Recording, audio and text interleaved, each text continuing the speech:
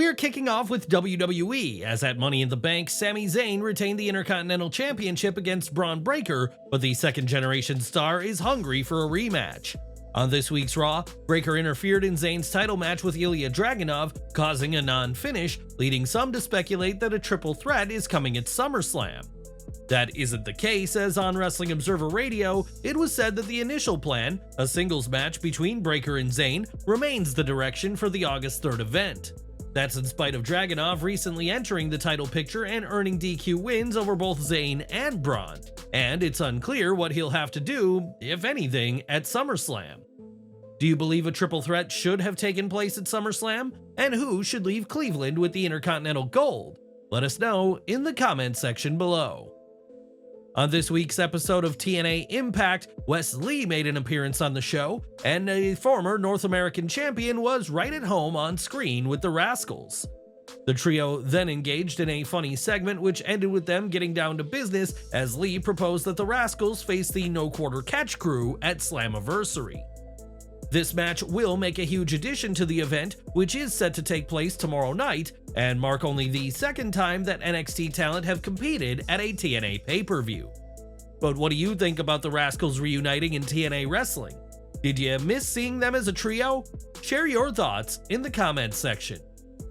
In the build to the debut of the Wyatt Six, fans speculated as to who would be a part of the group, with names like Alexa Bliss and Braun Strowman being considered online.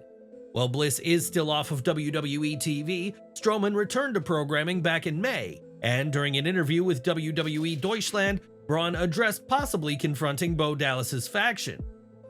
Honestly, with what's going on right now, I hope they stay the hell away from me. That's pretty damn scary. Every time they show up, there's bodies laying around everywhere, and I don't know what's going on in all honesty. Bo Dallas seems off his rocker, and I think he's talking to himself. At the same time, there's something inside of me. I can feel it pulling me towards them. I don't know if I like it or not. I locked that part of me away a long time ago. I thought I did a good job of putting it in somewhere that it was never going to be able to get out again. If the Wyatt Six is able to get that monster to come back out on me, I fear for myself and anything that's walking around me. In the same interview, Braun revealed that he's been dealing with a banged up knee and that the issues with his knee have led to him booking a doctor's appointment for this week. Strowman noted that he's felt off in recent weeks and attributed this feeling to a tweak in his knee, especially after a collision with the barricade during his match with Damian Priest. Braun doesn't want to be seen as making excuses, but feels the injury contributed to his performance in the match, which the Monster Among Men would lose. Hopefully Braun won't have to take more time off mere months after returning. And what do you think of him possibly joining the Wyatt Six? Let us know down below. Right now, few WWE stories are as compelling as the Wyatt Six, and on this week's Raw, Bo Dallas appeared alongside the faction in the closing moments of a segment. It's hard to believe that this is the same man who was a jobber for years in WWE, but now Dallas is on the cusp of taking Raw by storm with the immensely popular angle. In fact, Bo's return is reaching outside the world of pro wrestling, as his return to WWE made it in a recent edition of his local newspaper. On Twitter, Mika Rotunda, the sister of Bo and Bray, shared a photo of the article in question and said Bray would be so proud to see Bo and the Wyatt Six and all they've done. There's still a lot of questions about the Wyatt Six, such as when they'll start having matches, but for now, Bo Dallas is making a huge splash both in and out of WWE's circles. Back to Impact as the Hardy Boys challenged the System for the TNA World Tag Team titles on the show, in Matt and Jeff's first time competing together in TNA in 7 years. Just when it looked like the brothers would get the win, Johnny Dango Curtis ran in to shove Jeff off the turnbuckle, causing the DQ and meaning the titles didn't change hands. The System added injury to insult by damaging Jeff's neck with a chair and forcing Matt to watch the assault on his brother, and Jeff had to be stretchered away and loaded into an ambulance. On top of that, Matt was informed that his wife was injured too, and Rebby Hardy put the blame on Dango for all that had transpired during the night. TNA announced that Matt Hardy will get his chance for payback on JDC in a match at Slammiversary, and Matt will be hungry for revenge this weekend in Montreal. Slammiversary will also see Moose defend the TNA World Championship, and it was earlier this year that the champ signed a new contract with the promotion. In the past, Moose has made clear that he had been interested in joining WWE, but decided to stick with TNA last year, a decision many feel was right for him given his main event booking. Speaking to Alistair McGeorge of Metro, Moose addressed his decision to stay with TNA instead of going to WWE and the offer from TNA management that won him over. He said, "It's never an easy decision. Let's be honest, WWE is a place I always wanted to work for, but TNA gave me an offer I couldn't resist. And plus, I had some goals that I had set for myself that I hadn't accomplished yet in TNA. As for what those goals are, that remains to be seen, as the reigning TNA World Champion has already accomplished plenty in his tenure with the company." But what do you make of Moose staying with TNA? Would you like to see him sign with WWE one day? Sound off in the comments. When Jordynne Grace appeared in this year's Women's Royal Rumble, she opened a door between WWE and TNA that has seen herself, Joe Hendry, and others compete in NXT. Similarly, TNA also has become a second home to some NXT superstars, and this all could be building to something exciting this weekend at Slammiversary. When speaking to Sports Illustrated, Grace teased that something big is coming at Slammiversary and will surpass what fans already expect. She said, "The surprises are going to be even bigger than people realize. TNA and NXT do surprises better than any other promotion. I don't think anyone can argue that. If you're tired of accidentally reading spoilers, watch Slammiversary. Our goal is to make fans fall back in love with wrestling." As for Grace, we know that she'll defend her title against Ash by elegance at Slammiversary, though there are some NXT talent who have also shown interest in the Knockouts title. Whatever TNA has planned, Slammiversary is gearing up to be a must-see show. And what are surprises you're expecting in Montreal? Let us know in the comments. During this week's Dynamite, Will Ospreay competed in an hour-long epic against MJF for the international title, and at one point in the match, the British star used the Styles Clash.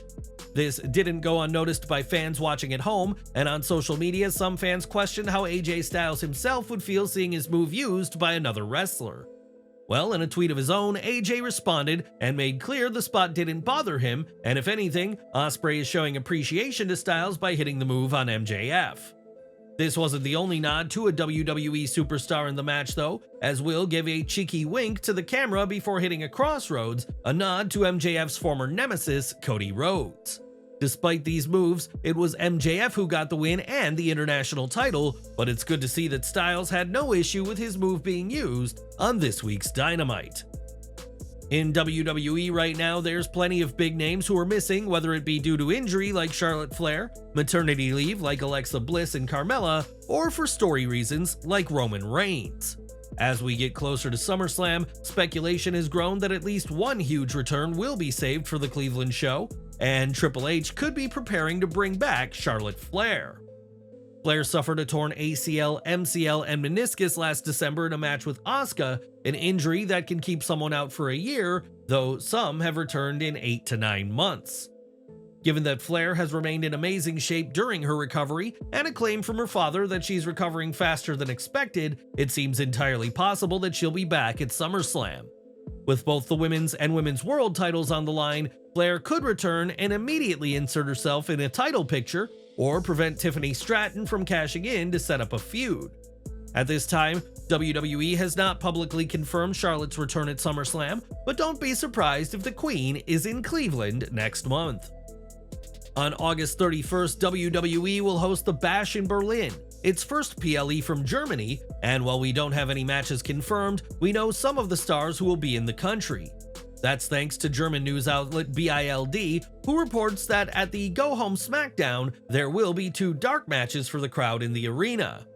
These matches will see Gunther and Ludwig Kaiser face Ilya Dragunov and Sami Zayn, while Sheamus is set to take on Santos Escobar.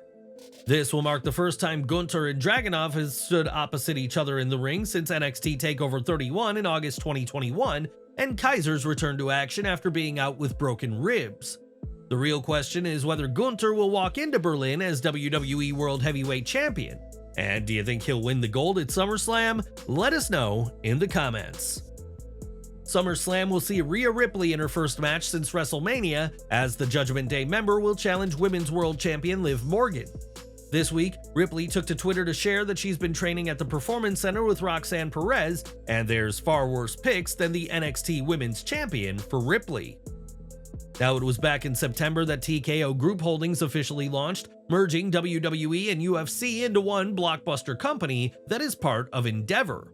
Since then, we've seen WWE talent at UFC events and vice versa, as well as other crossovers, and CM Punk is liking what he's seeing from the merger. Speaking to TKO's social media, Punk shared why he's pleased to see WWE and UFC work together, and his belief that it's taking wrestling back to what it was. He explained, "There's a lot of reasons why I think the crossover between UFC and WWE is important. We're all under the TKO umbrella, but to me, what's important about this is it brings pro wrestling back to its roots. I think there's a lot of similarities, there's a lot of parallels. At the end of the day, we're all brothers and sisters, we're all fighters, so it's really exciting for me to see." Punk certainly has experience in both companies, as he competed twice in UFC, where he racked up one loss and one fight that was later ruled a no contest. At this stage of his career, it's likely we've seen the last of CM Punk in the Octagon, but the best in the world is pleased that WWE and UFC are working together under TKO.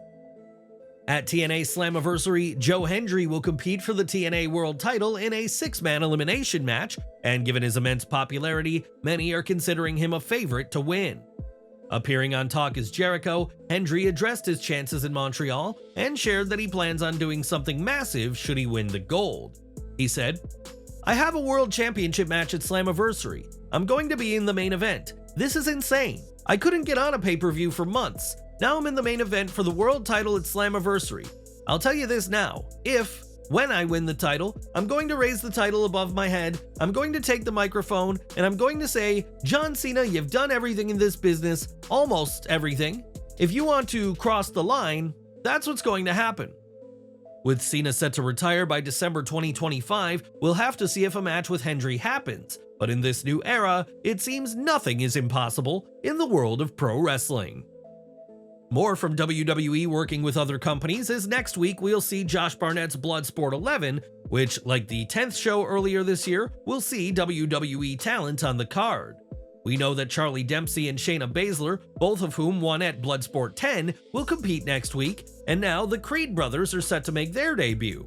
On Twitter, it was announced that Julius Creed will face Matt Makowski, who is a Bellator MMA veteran who has also competed in GCW and Ring of Honor.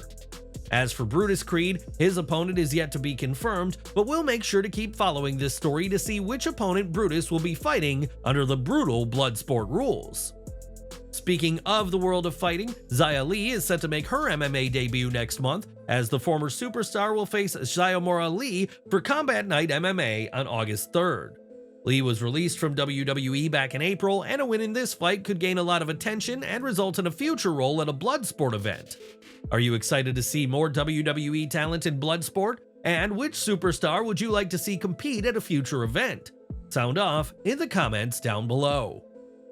For years, Nick Nemeth was Dolph Ziggler in WWE, and in 2022 had a run in NXT that saw him become NXT champion. That didn't stop Nemeth from being released last September, but could the TNA star be set to return to NXT as part of the ongoing working relationship? Speaking to comicbook.com, Nemeth asked about appearing in NXT as part of the crossover, and mentioned having unfinished business with some NXT talent.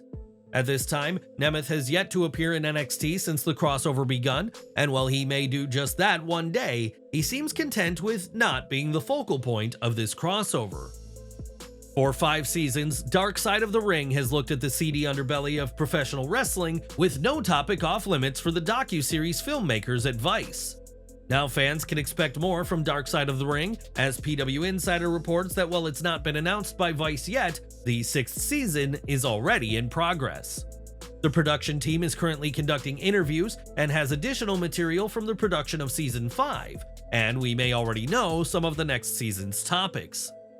Internally, the production team has discussed several topics for the upcoming season, including Ludwig Borga, Dennis Coralluzzo, and Billy Jack Haynes. With the anticipation building for the 6th season, both fans and critics are eager to discover the new revelations and stories that it will bring to light, as the show is clearly known for now.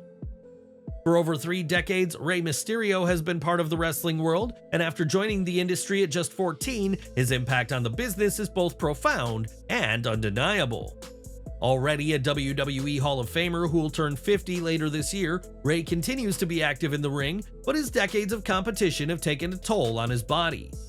This week it was revealed that Mysterio visited the Rejuve Stem Clinic to undergo stem cell therapy, which he received in his knees, shoulders, and wrist via an IV. Stem cell therapy will help boost his career, but the need for such treatment indicates his current condition isn't ideal, and Rey has spoken of retirement many times in recent years. Rey Mysterio last competed at the WWE live event in Mexico last weekend, and he didn't compete on Raw this week, and we don't know when his next match will be. How long do you feel Rey Mysterio will be able to operate at a high level? Let us know in the comments section below. More from AEW Dynamite, as the 250th show saw some top names on the broadcast, but there were also some notable names who remained backstage. According to a new report by Fightful Select, AEW star Charlotte Renegade, who has been dealing with an injury for a long time, was backstage at Dynamite. Sources indicate that Charlotte had been working for quite some time to get cleared, and that her twin sister and tag team partner Robin Renegade was also backstage at the show. Interestingly, the pair have gotten close with Mercedes Moné as of late, and hopefully it won't be long before Charlotte can get medically cleared and is back in the ring. With this week's Dynamite being the 250th episode of the show, AEW pulled out a lot to make this show extra special, as reflected in this week's viewing figures. According to the data, this week's Dynamite drew 795,000 viewers, a significant increase on the previous week, which saw 691,000 fans tune in. Similarly, the 18 to 49 demographic saw an increase from 0.23 to 0.27, but the real test for AEW will be to keep that momentum going in the weeks and months to come. When the WWF got the F out and became WWE in 2002, it marked a major change for the company's library of content, which had to be edited to reflect this change. For years, any WWF show released post-name change had to face heavy censorship, including the WWF logo being blurred and references to the Federation being muted on commentary. Speaking recently to Comrade Thompson on Insiders, former WWE director of VOD John Carlin explained the process behind blurring the logo, which was a challenge for him and his team.